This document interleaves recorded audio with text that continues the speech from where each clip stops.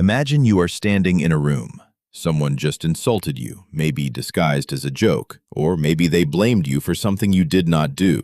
Your chest tightens, your heart rate spikes. In this exact moment, the manipulator is waiting for their payout. When a toxic person targets you, they are looking for a very specific currency, your reaction. They want you to panic, defend yourself, get angry, or stumble over your words. That chaos is what gives them power over you.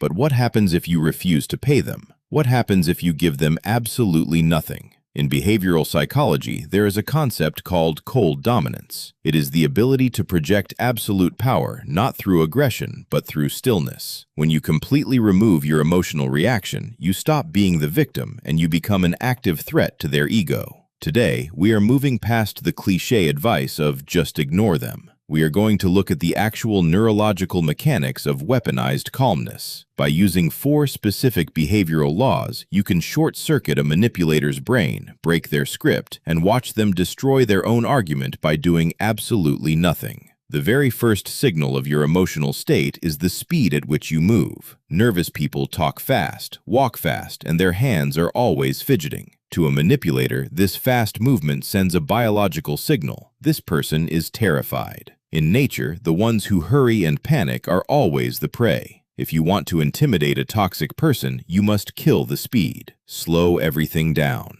This is not just for show, it is a biological hack. When you force your body to move slowly, you manually override your autonomic nervous system. You shut down the fight or flight response and activate your parasympathetic nervous system, which physically lowers your heart rate and clears your mind. The image you need to keep in your head is the lion. A lion is an apex predator. It has nothing to fear, so it does not rush. Every single movement is deliberate and heavy. Because humans have mirror neurons, the manipulator's brain is subconsciously tracking your movements. When they attack you, they expect you to act like a deer. When you give them the predator's pace instead, their brain gets confused. Their subconscious immediately registers that they have picked the wrong target. There is a predictable pattern in every argument. As tension goes up, voices go up. When someone feels threatened, their vocal pitch gets higher and faster. Manipulators use volume to escalate the situation, hoping you will match their energy. The moment you yell back, you lose. You are just another person losing their composure, and the situation now controls you.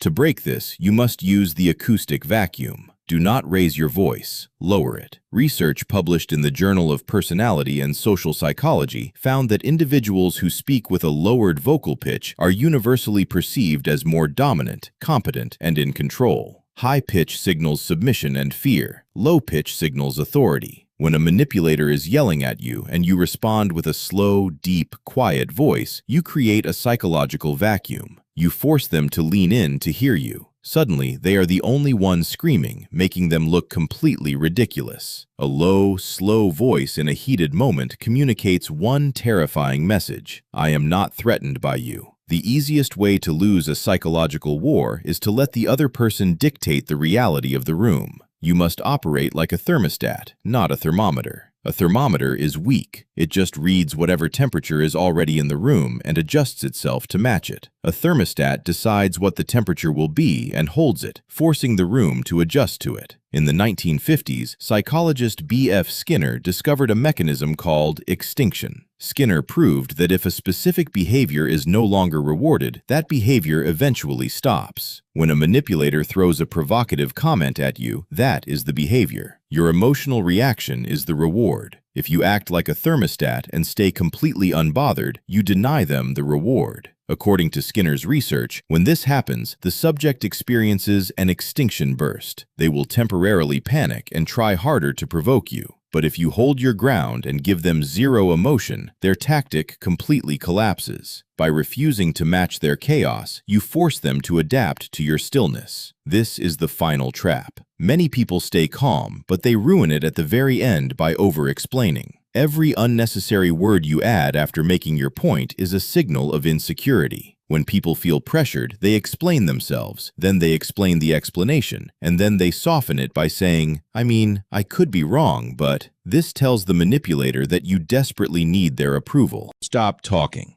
Say what you mean once, clearly, and put a period at the end of the sentence. Studies from Harvard Business School on high-stakes negotiations show that utilizing deliberate pauses, just sitting in silence for 3 to 6 seconds after a demand, yields significantly better results. Humans are biologically hardwired to hate awkward silence. It feels like a social threat. When you state your boundary and just let the silence sit there, the pressure shifts entirely onto the manipulator. Their own brain will betray them. To fix the uncomfortable quiet, they will start rambling, stumbling over their words, and eventually they will destroy their own argument. Say it once, say it calmly, and let the silence do the heavy lifting for you. If you are ready to become the thermostat in your own life, leave a comment below saying "lion" and subscribe to learn more about the dark psychology of human nature. See you in the next one.